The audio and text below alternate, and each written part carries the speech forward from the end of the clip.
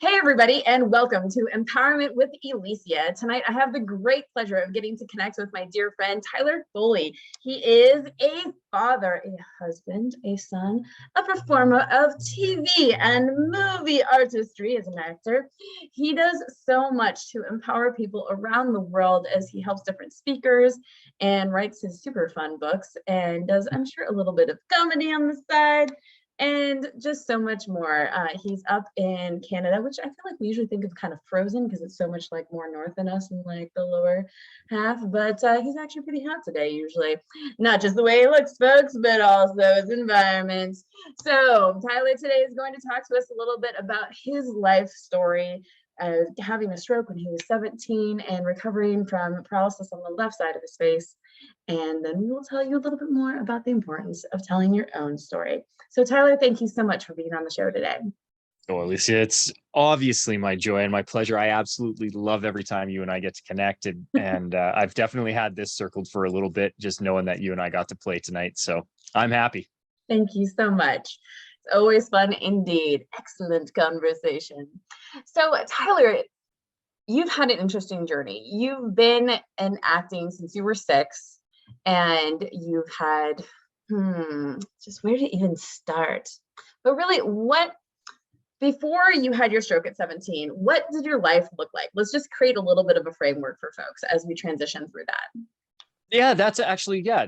So the medical incident that I had, could have been a stroke, could have been a palsy, could have been some mini stroke. Like we're not fully sure what it is. Stroke is just the easiest kind of technical term because people are like, okay, I know, I get it, brain shutdown.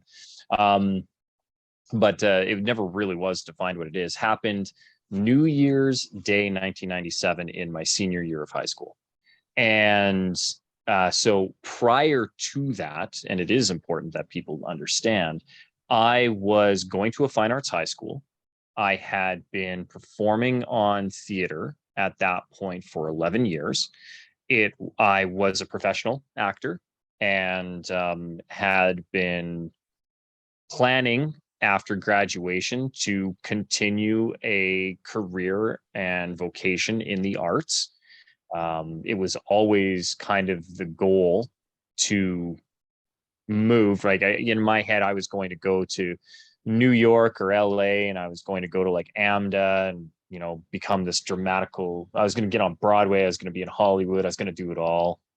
Hugh Jackman doesn't know what he's doing. I know what I'm doing, that was definitely the mindset that I was at least New Year's Eve 1996. And that was my life. It was very much structured around theater, performance, dance, singing. Again, I was at a fine arts high school, so all my friends did the same thing too. So it wasn't like it was a one-off for me. Everybody in my social circle was in the arts.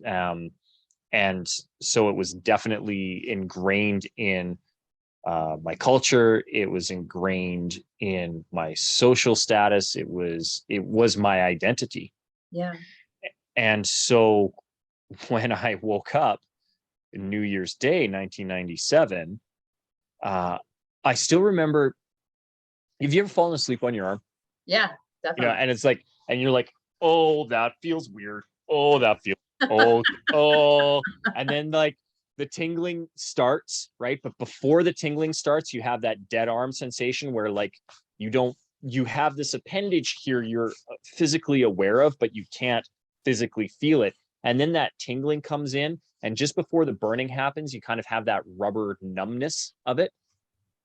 That's what my whole body felt like. And I just figured, because it was New Year's Eve, now I don't drink, but I did sleep weird that night, that I had slept weird on the left side of my body, and it just was not functioning for whatever reason.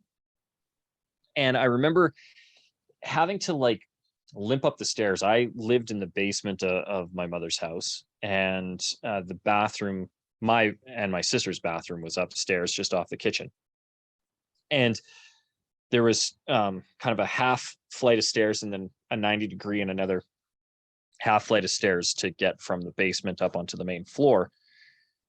And I remember like having to like almost, this will be a very Canadian reference. Terry Fox hop up the stairs. He was a famous cancer advocate here in Canada who had his leg cut off and did a marathon across Canada. Unfortunately, wasn't able to complete, and so he had this preambulation where he would hop on the prosthetic leg and then onto his real leg. And I remember feeling like that's what I had to do to get up the stairs. And as I'm in the bathroom, brushing my teeth, getting ready, as you do, right? You know, you want to get ready for the day. And my mom was prepping breakfast in the kitchen, or rather, she was putting it away because I slept late.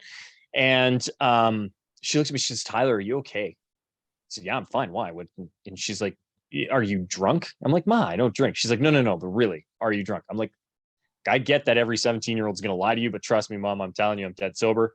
And why, and as I'm brushing my teeth, I'm not really looking in the mirror because, I'm still in a sleep fog, and I realized that Mom was looking at me because I was drooling down my chest. The toothpaste was foaming out of my mouth and drooling down me. And I couldn't feel it. I couldn't feel it hitting my chest because my body was still numb. And as I'm looking in the mirror, my lip was like just hanging and my eye was just hanging and everything about me was just hanging on the one side, and I couldn't do anything with it. And I remember trying to like lift my hand to like wipe at my chest when I saw what was there, and knowing that I was making the command in my head and not being able to get my hand to come up to do anything about it. And it was the most bizarre sensation, and just everything kind of started going through my head all at once. And I didn't know what was happening. And Mom was like, "I think I need to take you to the hospital." And that was kind of that first moment and realization that something was probably not right. And everything spiraled from there. I remember getting into the hospital and them like plugging me into every machine and running scan after scan after scan and taking draws and trying to figure out they just didn't know what was going on. And I think that was really frustrating too initially, was not having answers, to have somebody not be able to say definitively, this is what's going on, kid. Ironically, in hindsight and with the crystal clear vision of hindsight, is actually the greatest blessing that I received out of everything was not being able to receive a diagnosis, because as open-ended as a lack of diagnosis was, it actually left the possibility for recovery open-ended as well. Yeah, that makes If sense. they had said I had a stroke for sure, the options for recovery would have been limited. If anything, not necessarily by myself, but by current thought and approach. Sure. Same with if it had been Bell's palsy, it would have limited what kind of approaches they would have taken with it. All of the different things, whatever the neurology was that had caused it, having a diagnosis would have said, well, this is what you have, so these are the treatment options that you could do. Because I didn't have a diagnosis, I was able to play with all kinds of different stuff. I mean, we were traditional acupuncture, laser acupuncture, chiropractic, physiotherapy, including, massage and somatics and all kinds of things, herbal Chinese medicines, modern Western medicines, like all of these things combined to really treat me. And over the course of a year, I was able to get the majority of the function back. You can tell when I get tired. I still have tells, and if I start to have any kind of compromise to my immune system, like if I get sick or if I get run down, or if I haven't had a massage or a really good chiropractic adjustment in a while, things start to present again, and I'm very hyper conscious of them. So like I start to get a little bit of a tick in the eye. And as soon as I feel that, I'm like, oh, okay, no. First of all, we're going to start hydrating. We got to drink a little bit more, Tyler. Got to get some stuff in. Got to go see some friends about some massages. Got to get a massage. Got to get that in. Got to get an adjustment. And depending on what the feedback is after some of those treatments, start to look at some more aggressive treatment options to keep me so that I don't have that happen again. Yeah. I can imagine that sometimes that gets to be a little bit scary.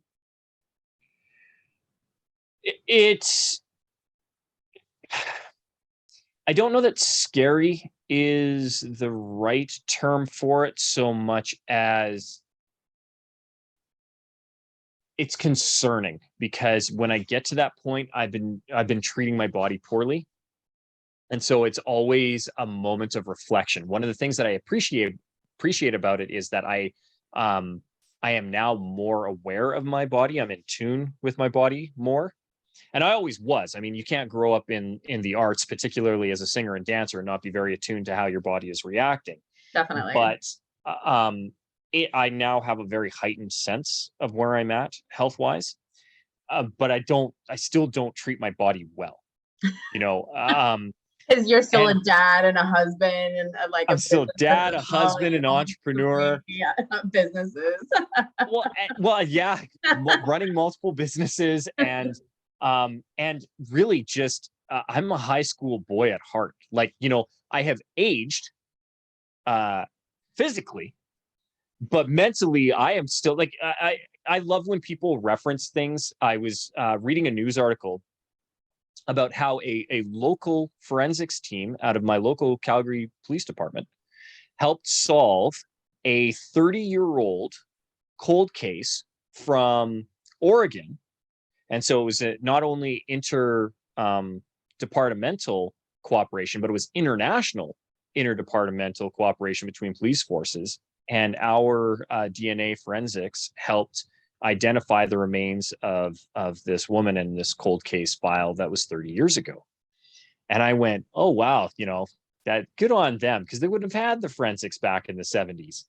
And then I read the date when it was like, and so this case from 1992, and I went, whoa, 92 is like 5 years ago.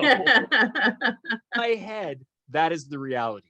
My head says 1992 was 5 years ago. The reality is that was 3 decades ago.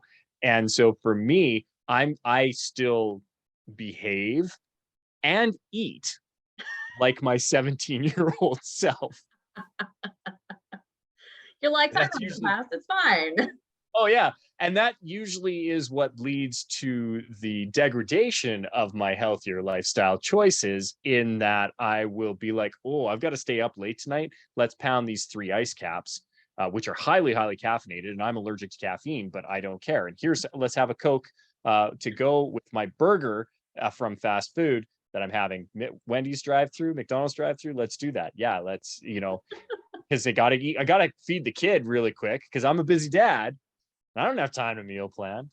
My wife's working hard. So yeah, I'm less than diligent with my nutritional choices when it comes to how I feed my body and mind. Well, I appreciate your honesty, Tyler. Thank you. It can become an expensive balance when we swing between the two things.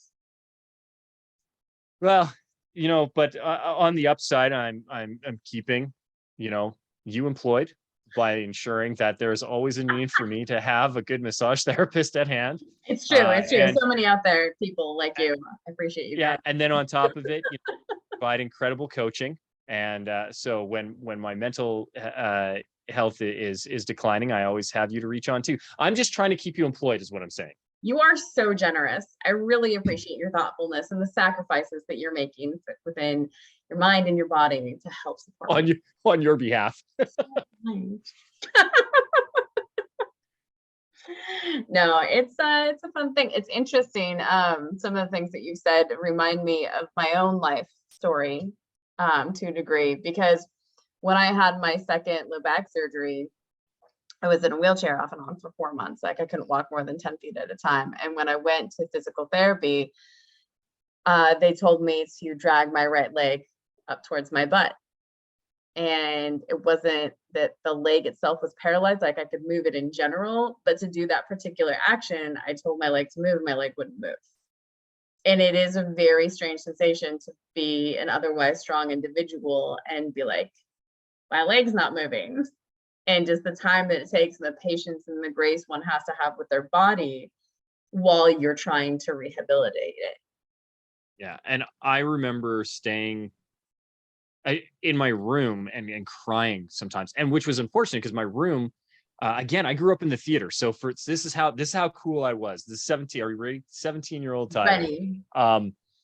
Growing up in the theater, my comfort comes from a blank black box.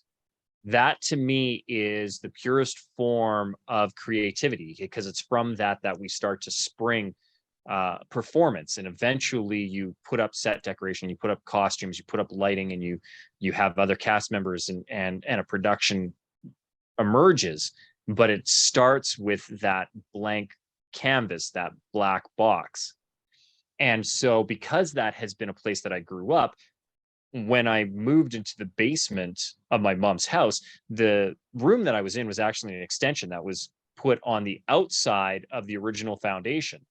And so it was literally a hole drilled through the concrete foundation, where they then poured more concrete. So I was surrounded on 4 walls by concrete. And to make it feel warmer, I chose the warm tone of midnight black. Right. So I had black concrete walls. And when I woke up New Year's Eve, 1997, literally woke up in a black, cold place. Because it's the middle of winter in Canada, concrete, right. Black, and I'm on Christmas break in my senior year. So not only did I wake up in that state, but I came back to that state without any support of my friends. And I didn't want to phone because it was really hard. I couldn't talk well especially the first couple of weeks. And so I didn't want to phone my friends and tell them what had happened. Sure. And it wasn't until I got back, and I didn't want to go back to school either. Like I was really, like, it sucked because the whole left side just hung, and I had to sleep with an eye patch because my eye would just droop. Like I couldn't blink it. I needed drops, so you either had to tape it shut and wear an eye patch, or I needed to that was the only way that I could sleep. Wow. And it was just awful. And so the thought of going back to high school, at least mine was a different kind of high school. And so I wasn't so much worried about the judgment. Just so much as honestly, I felt like I'd let my friends down because I had to withdraw from the play. Yeah. So I couldn't dance. We were doing 42nd. Were we doing 42nd Street? No, we were doing Crazy for You. Crazy for You, and it's highly tap intensive. Both of them are, but in this case, it was Crazy for You. And so, I couldn't tap dance. I couldn't sing. I could barely talk. And the thing that I always think back to is my friends always tried to make me laugh. And they tried to make me laugh because I made the most ridiculous sound, because I couldn't, you go, you and you actually need both sides of your mouth to laugh. But they would make me laugh because I would go, and it would like punch out the side, and it would make them laugh. And I'd be like, don't laugh at me. And they'd be like, then they'd laugh more. And they, it was a little bit of a dickish move on their part, but it was all in good jest. And they were actually really supportive. They helped in a very, very dark time, help me find the light and the humor in the situation. And just to have a laugh along, because they were never making fun of me. They would just tell jokes. Like, my friends were some of the funniest people you've ever met. My buddy Dave McGowan has made a career as a professional improv performer and actor and comedian. And he is funny, just genuinely funny. And some of the stuff that he would do just to make me laugh is ridiculous. That's a beautiful thing to get to have friends that support you in such a fashion. Yeah. So Tyler, coming from that space, that was your entire life, that was your entire identity. How did you recover from that? Like, what were the steps as you transitioned into a new space of self-discovery? Well, first of all, I had the first step was finding support. Because I thought that the world had ended, and it hadn't, but definitely felt like it had Sure. initially. And I was very blessed in that I had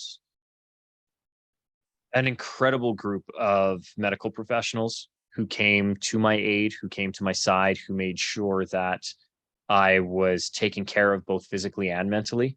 I owe a huge debt of gratitude to my two main chiropractors, Dr. Bob and Joanne Corbett. Bob did most of the chiropractic work, and Joanne still has a overarching holistic practice, and so she was the one doing the laser acupuncture. She was also directing a lot of the homeopathic medicinal approach that I was taking, but they were really instrumental in the mental health and healing. Bob was the one who pointed out that us not having a diagnosis meant that I could do and try anything, and any one of those things may or may not work. And that I shouldn't be so upset about the fact that they couldn't figure out what it was. And Joanne was the one to start to show me incremental progress in my recovery. Because that's the other thing too, like, it's so glacial in and you don't, right? Like, you're like, I don't know. And so she was the one who would be taking pictures and taking scans and showing where nerve connections were starting again, and or like tracking, like they would use a pinwheel, and they would run it across right from temple to temple. And I could feel it, and it was very hemispherical. Like, as soon as it crossed over the bridge of my nose, I couldn't feel it. And then slowly they would track more over the eye, and then we were getting over to the temple, and then I could feel it to the ear. And she would point out, like, these are the milestones, these are where you're at, this is where you were at 2 weeks ago, this is where you're at a month ago, this is where you're at 3 months ago. And it was hard to recognize at the time, but it became a lesson that I look back on, and I have to learn and relearn very often, is that if you're trying to measure your success by the finish line, you are almost always setting yourself up for failure. And especially if in a scenario where you're running a marathon, like, there's a reason why we have mile markers. And how fast can you get to, are you improving your time? Are you improving your split times? Are you growing stronger? Maybe you're not as fast, but you are stronger. Like, particularly for me, because I'm a Canadian boy, I goaltend in ice hockey, right? And I am not as fast at 43 as I was at 23, but I am more flexible now, and I'm more stronger. I have significantly better core strength than I did in my 20s. I have significantly better upper body strength than I did in my 20s. And I've maintained my flexibility, if not increased my flexibility. So these are all right. Like, so what is the measurement? What is the statistic that you need to hold? And I do that same with business. If all I'm looking at is gross revenue, there are days where I wonder why I'm doing business at all. I understand. But there are so many other metrics. How many client outreaches did I have? How many inbound inquiries did I have? How many people are attending my seminars? Right. How many books did you sell? How many books did I sell? And and not only that, but how many of them are the actual paperback, and how many of them are the free PDF? How many are of the free PDFs are translating into the paperbacks? Like, there's so many other metrics that I can, if it was just the gross annual revenue, I don't know that I'd, So what you're trying to say is that micro goals are a good thing. Micro goals are a good thing. And on top of that, having a strategy on how to achieve them and celebrating when you get to them. Because that was the other thing too. One of the things that made it, one of the reasons why I think I enjoyed the Corbett's professionalism so much is I'd get the, hey, good job. You couldn't do that last week. Yeah. It was just the little subtle things like that, where you had that positive reinforcement time and time and time again. Or, and on top of that, one of the things that I love the most about Jo is that she gave me the grace to have a bad day. Yeah. It's so incredibly important to be able to be okay. Think of the positives, Tyler. I never heard ever that come out of Jo's mouth. If I was having a bad day, she'd let me sit in it. She wouldn't let me sit in it the next appointment. You were pissy last time, get off it this time. But the first time, she'd give me the grace to have a bad day. And I think we all need to give ourselves the grace to have a bad day. Absolutely. I think it really helps with people's sanity in general. I talk to people a lot with the empowerment coaching about feeling the full range of human emotion and just understanding like what we need when we experience the different emotions, to what boundaries we need to have, how we need to advocate for our needs, the grace that we need to give ourselves as we manage those things, because then we allow the flow to move through them rather than getting stuck. Well, that's exactly it. Like, it's a human experience. If we live in one emotion, we're either a robot or dead. So like, you need to have the freedom and the flexibility to feel those. It's just picking one standard emotion and living in it forever is not healthy either. And I think, again, you want to talk about graces in life. One of the greatest blessings that I got was growing up in the theater and being able to be emotionally connected and understand how emotions rise and fall and move through us, that I don't need to dwell on an emotion. In fact, most humans don't dwell on an emotion. So I was very happy that I was able to have that. Again, those lessons that you don't appreciate in the moment of the teaching, but in the gift of reflection, become incredibly clear. Absolutely. We spoke briefly earlier about wounds and scars, and how, like, when we're wounded, literally or metaphorically, how we're still learning the lesson of it. And we have to allow it to heal and scar over and then come from a place more of neutrality, right? Yeah. More about that. Yeah. So we were talking about the phrase that I had said to you that apparently you had not heard yet. I had not heard it. I was just like, what is this? Yeah. When I'm coaching my private clients, one of the things that I tell them is, because one of the first tenets of public speaking that I learned from Les Brown is you never make a point without a story, and you never tell a story without a point. The problem is, a lot of times people want to, they do one of two things in extreme. They either try to shy away from a painful experience or more specifically a memorable experience. Sometimes it's painful, sometimes it's joyful. Or they try to really hyper focus on it.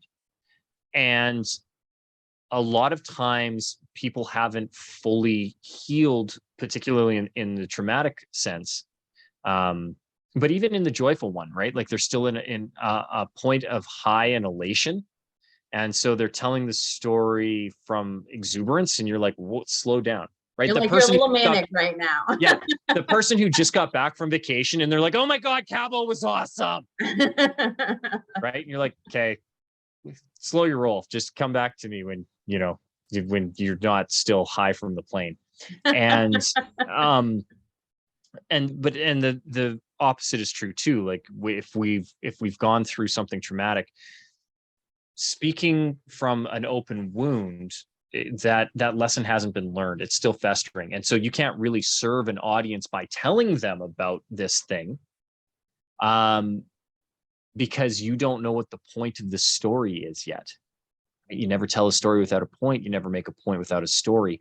If you don't know what the lesson is, it's very hard to then impart that onto your audience. And although there's nothing wrong with sharing in the moment, we're not trying to be the hero in the hero's journey. We're trying to be the sage or the mentor, right? You want to be the person who has gone through the battle and has received the scars, because the scars are the lessons learned, right? These are the things that I took in the battle of life that have taught me and have brought me to be where I am today. But that open festering wound is exactly that. It's open, it's festering, it hasn't healed. I don't know what the final outcome is yet. Yeah. And so I may want to find companionship to discuss that, but I'm probably going to look to somebody who has healed for the guidance and the information on how to best address it. And so when we're speaking from stage, it's really important that if we are given that leadership position, that we are speaking from the scars and not the wounds, because the scars have healed. They are the lessons that we can impart. And we can, and it's okay to have scars and open wounds and still be speaking. It's just speak about the scar. And people, well, what about that thing that's pussing on your shoulder there? Be like, yeah, I got this. And if anybody knows how to help me deal with it, speak now or forever hold your peace. Right. But it's when we can, the other thing that I teach a lot is the thing you're afraid to say is probably what your audience needs to hear. We all have scars, and if there are, if you got even the stretch marks, this was my growth spurt when I was 15. I went from 4'2" to 5'8" over the course of 3 months. Oof. I was a wee tiny lad. I'm still a wee tiny lad. I'm big 5'8". Your personality, it makes you so much bigger. Personality. Yeah, that's why I like to have the camera set a little bit lower so that I can pump myself up. But all of those things are things that we can speak. I can speak on them now, but I hated my stretch marks in particularly in high school. Right? Shirts and skins, and I'm already the small kid. I got to be the small kid with the weird tan lines. Do you know what I mean? No, I don't want that. And and particularly in the fine arts, right? I'm in a performance thing. I'm dancing a lot, and I would be shirtless a lot. And luckily, I was able to speak up about it. And my mom was like, "Oh, you just need some bio oil." Like, what's this? Tell me more. And you moisturize, and eventually, my body healed and sloughed off and stopped growing, and so the skin wasn't trying to stretch, and eventually they went away. Now, it isn't for everybody, but sure. Right? So it's things like that where I was embarrassed by it, and then I was able to get over it because I was able to talk about it, and I was able to get the support and help. But it wasn't until I was able to talk about it and say, this is a thing that I'm worried about. And so again, the thing you're afraid to say is probably what your audience needs to hear. But we need to speak from a place of where we've truly healed, as opposed to where we're still learning the lesson. Yeah, I definitely agree with that. There's so much that we can let go of as well as we tell our stories, to let go of the shame that we've held onto. It's kind of like that transitional space, right? As you first start telling your story from something that is newly healed. Well, and that's the other thing too, is that newly healed is still raw. It's like, yeah, the scab is gone, but have we actually scar tissued yet? Or did we just cauterize that thing and call it a day? So it's one of those things where I definitely would encourage people to be open and transparent with it. And the other thing is it's amazing how that takes back the power. It's so terrifying at first to say, this is a thing that I've experienced. And then all of a sudden you say it and everybody comes out of the woodwork and they're like, oh, me too. Oh, me too. And now all of a sudden you have community, you have support. And if you're the one who is the first one to say it, not only that, but now all of a sudden you have leadership,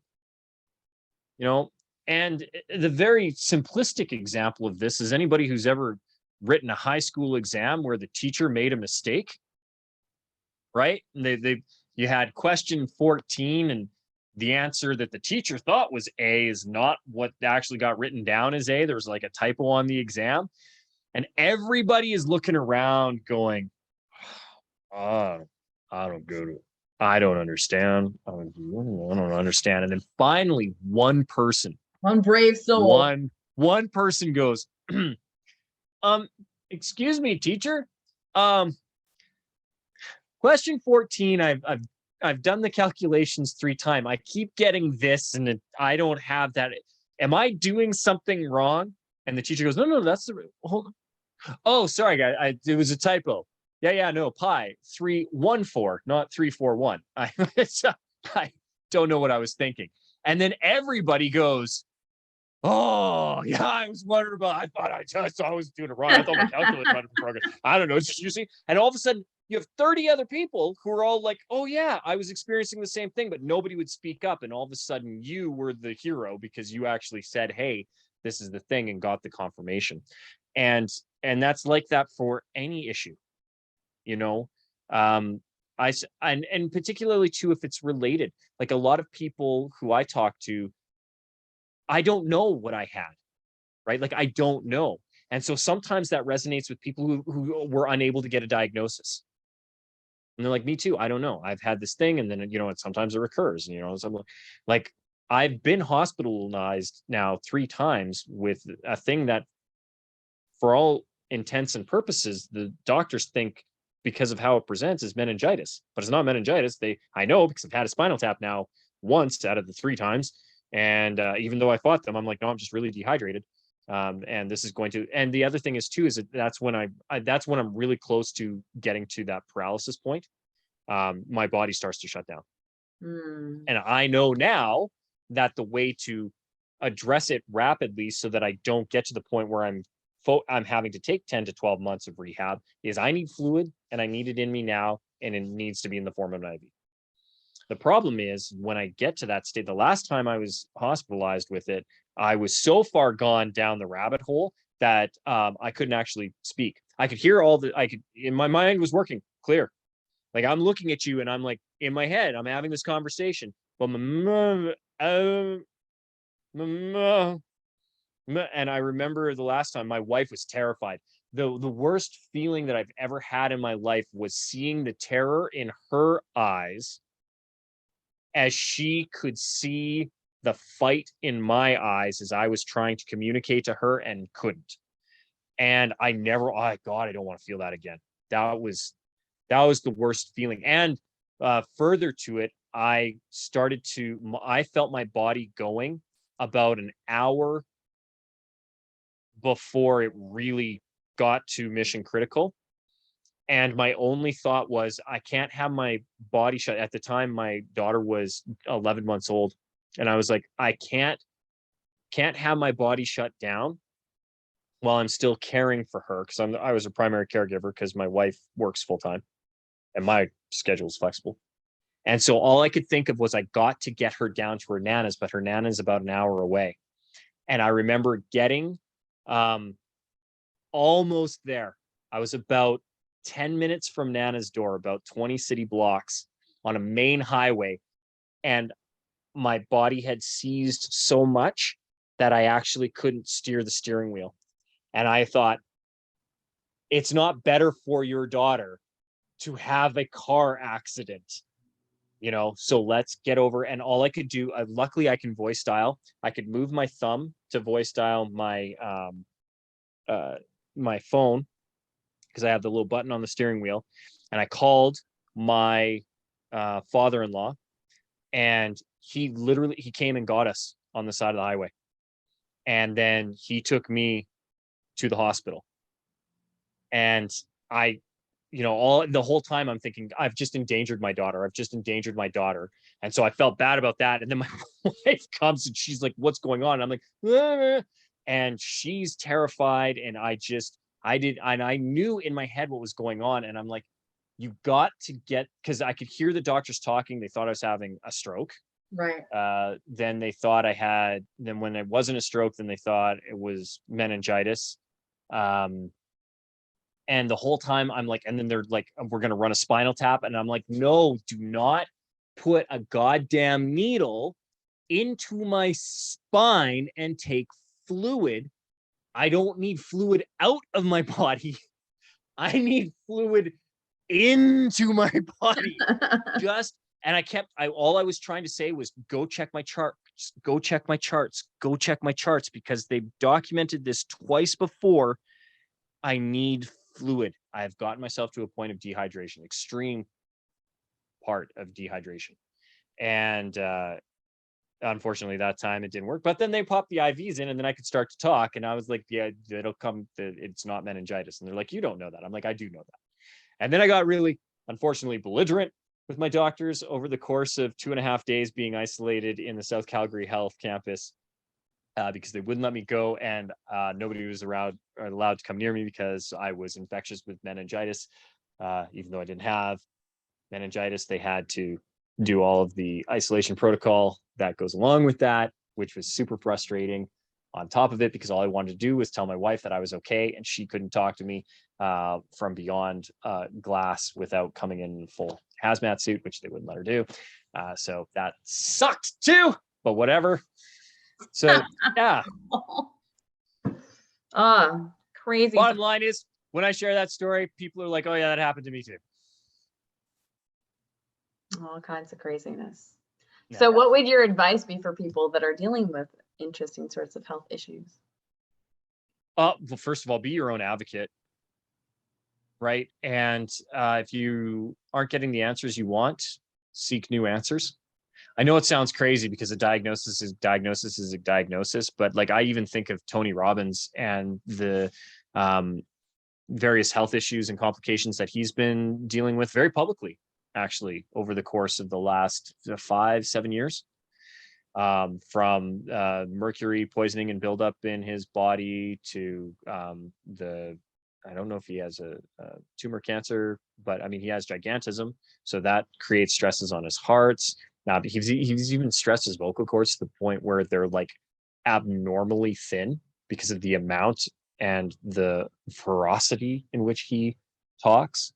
And, to his more recent health struggles, which again, he's been very, very vocal and public about. But I think of I think it was I'm pretty sure he had a tumor in his brain. And the one doctor was like, well, we have to cut it out. And then he was like, I don't like that answer. I don't want you going in. And then another one was like, well, we have to irradiate it and then cut it out. And it's like, well, I don't like the answer to that either. And then the other one was like, well, is it hurting you right now? He was like, I don't know. You tell me. He's like, no, you tell me. Is it hurting you? Oh, he's making me big, but I'm a big guy now and I'm used to being a big guy. He's like, have you stopped growing? Yeah. It's like, leave it alone until something else goes wrong with it. Like, I like that answer. And same for me, I was frustrated. I don't have a diagnosis. And then somebody says that could be a good thing. Now you have 1,000 cures instead of one. I like that. Right. And again, I think of me in the hospital this last time. I wish I had the ability to advocate for myself better. I wish that I had communicated my wishes and desires to Jen a little bit better, and so making sure that people are aware of what your wishes and desires are is helpful. Like, a lot of these are hard conversations. Like they're those tough conversations that a lot of us are afraid to have, but it's much better to have them now than to have them later or not have them at all. Right. So I think the first would be trust yourself to know who you are. If you don't know who you are, try to figure that out. Right? Like, you need to know who you are. You need to know what your body is, what your body does, what normal feels like. so that you know what baseline is, so that you can tell up front if something is going wrong. All of these things would be advice that I would give somebody. That all sounds good to me. Advocating for your own needs and getting into attunement with your body is always a good idea. It can sometimes be awkward. Like I've had my heart stuff going on lately, and like I don't have health insurance right now, but I was just like, well, I'd like to not die, so like we'll just figure it out. And people being like, oh, well, like we don't have an answer. I'm like, okay, well, like what's the next step of like what we can do, and just continuing to go forward with that. And still, But I think too, when you were lacking answers, I think it's really easy for frustration to set in, and one of the quickest ways to combat frustration is through curiosity. So that's when I find myself getting really like, I have to take a moment to reset and be like, okay, well, how would I approach this if I was 5? and didn't Right. know how to make Google work. I didn't know how to make Google work, and I just needed like to. I just needed to start asking questions. So you just start to ask the why, like why, what, how, where, and just I get very curious about, well, why is that this way? Okay, well, why is that way? Well, if it's that way, then how come this is this? And that's one of the things where it's real easy for me to simplify my medical incident and say that I had a stroke, because I know that that's the quickest and easiest way for somebody to understand what has happened. But I also know it's a severe disservice to anybody who has actually had a stroke, because they look at me and go, you didn't have a stroke. I had a stroke. And I go, I know you had a stroke because I did a whole bunch of research and I know why what I had wasn't a stroke. But you tell me the best way to very simplistically explain this to a crowd who can't see my face over airwaves. Like, just say you had a stroke. Thank you. Because then people can understand. Because the other thing is too, if I said I had a Bell's palsy, people wouldn't understand necessarily what that is. It's not as prevalent, and Bell's palsy only affects the face. Like it would have just been hemispherical in my head, right. And it certainly would have had the bit on the body. Right. Strange things happened all over my body. Yeah, I can well imagine. Well, I'm grateful to hear that you have recovered and that you have a better idea of what it is that your body needs when you start to slip into those spaces. Thank you.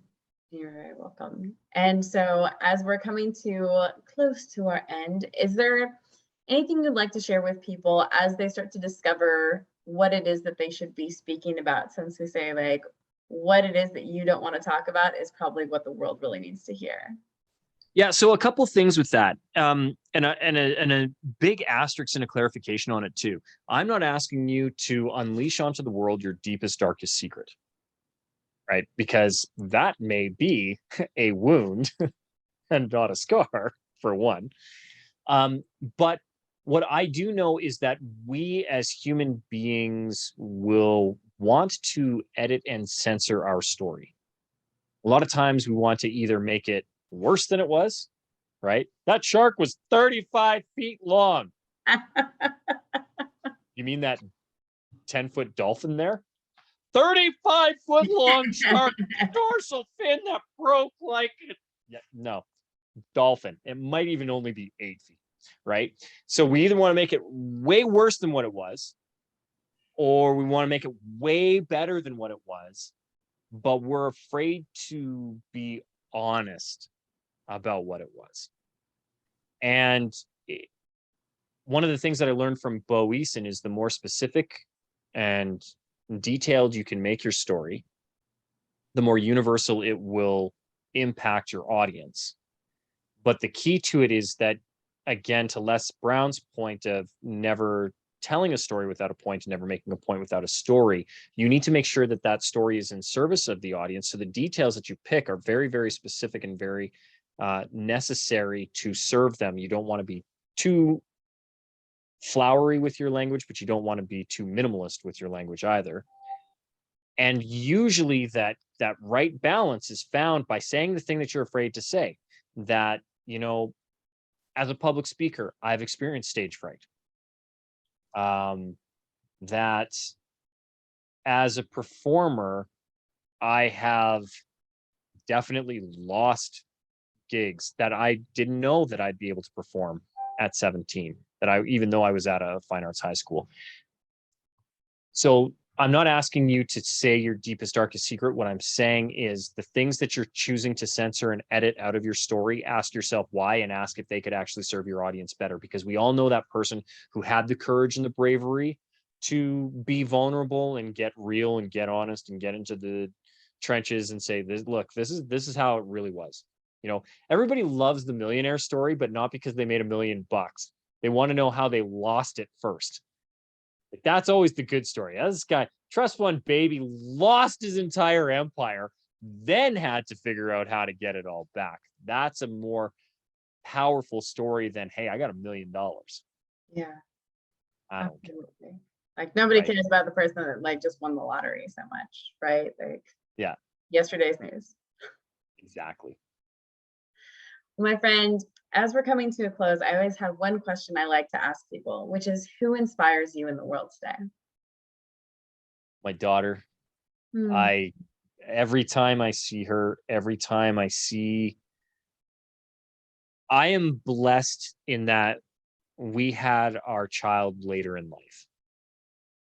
And I don't know that I would have had the emotional maturity or world experience to appreciate everything that I am getting from her if I didn't have the life experiences that I have up until now. And I am also now very, very, very, very distant from my 6-year-old self. And to see her as she goes through these stages in life, as she started her first grade this year, and she's now finished her first grade. She's going into second grade, and just the growth that she's had in that year, her creativity, how she sees the world, what she sees, what she's fascinated by, what grabs her attention, and even my reaction to those things, like when I'm irritated by the YouTube stuff that she's watching, I go, well, first of all, why am I irritated by it? How did I get to be such an old grumpy man? What of that content is grabbing her attention so much? How can I participate in that with her? Like, all of these things, I'm amazed at what she can do. In my studio, going up the stairs to the next level, on the stairwell, I have 3 paintings that my daughter did, one at 3 years old, one at 4 years old, and one at 5 years old, just to see the progression. And even the 3-year-old one is still bloody amazing. People come down and be like, oh, is Jen painting again? That's my wife. I'm like, no, that was Kenzie. I go, yeah, when did she do that? 3. Got it on the back, 3-year-old, 4-year-old, 5-year-old. We haven't gotten the 6-year-old painting yet. We'll pick something that she's done from this year, and I'll probably continue that on, because I'm constantly amazed at what her focus is during the paintings, what has got her attention. I'm also entertained by usually what her request is for a birthday cake. Last year was rainbow vampire unicorn, but it had to be a red velvet cake. So a red velvet cake, but the cake had to be in the shape of a rainbow vampire unicorn. My wife did a fantastic job with some light gray fondant and whatever. It was a rainbow unicorn vampire and red velvet cake. This year, she has asked for, and I swear this is because this was not me. I wouldn't even know to put these words together. A hyper realistic, red delicious apple cake. She doesn't care what the flavor on the inside is, but it needs to be hyper realistic. It needs to look like a real red delicious apple. And then you can cut into it and, oh, it's cake. Is it a cake? Is it cake? Because that's what she watches on YouTube right now. Is it cake? And this guy cuts into shoes and cell phones and computers and mice and Kleenex boxes and whatever else he happens to have made of these hyper realistic cakes. And that's what she wants. And I'm like, what? How do you know that? It is a constant inspiration to me to be like, how do I get back to experiencing the world with that level of joy and innocence and wonder? and wonder. That's a really beautiful thing. I love that. I definitely do my best to try and stay in a state of wonder as often as possible, because as you are trapped in your 17-year-old self, I oftentimes feel like I'm trapped anywhere from 10 to 16, depending on the context of the conversation. Maybe 17. 17 was a really great year for me. Anyways, 17 was a great year. Where can people find you in the world? The best place that they can find me is on my website at SeanTylerFoley.com. Sean is spelled the proper Irish way, SeanTylerFoley.com. You know, head over there, say Tyler sent me, and we've got all kinds of stuff up there, including a free download of the book. So if anybody wants to get that for free, #1 best-selling book, Power to Speak Naked, they're more than happy to go and sign up for my free Facebook group, Endless Stages, and I go live there every Tuesday at noon Pacific, 3 Eastern time, to train about whatever happens to be popular in the group that week. And we go over and do a little bit of a mastermind, sometimes some hot seat coaching, and I try to make myself available to the group at least once a week and make sure that I'm serving them there. And as my gift for everybody who signs up and puts up with me, I give them a free PDF download of the book. So if anybody wants to know where I'm speaking, what I'm doing, how to get in touch with me, or wants to learn more, that's usually the fastest and easiest way to reach me. Awesome. Thank you so much for everything you're doing to make the world a better place, Tyler. I really appreciate you. Oh, it is my joy and my pleasure to be on here with you. And thank you for the wonderful discussion. You're very welcome. Anytime. Well, everybody, thank you so much for watching this evening. You can always find me at www.globalequineaffiliates.com, and you can find all sorts of interesting things that I'm doing there. And if you'd like to be on the show with me, you can go on and find me there for a collaboration call. So until next time, everybody, we'll see you later. Bye.